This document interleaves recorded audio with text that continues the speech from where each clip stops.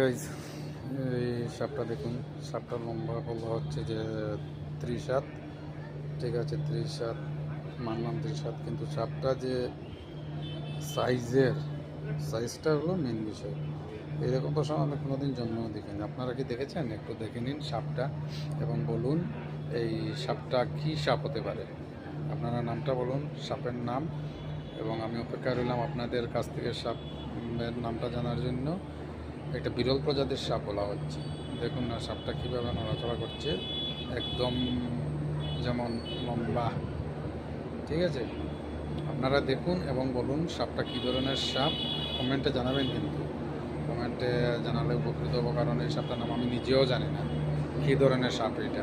ঠিক আছে, তাহলে সাপটার নাম বলুন। ঠিক আছে, রেখে দিচ্ছি, আপনার সাপটার নাম বলবেন।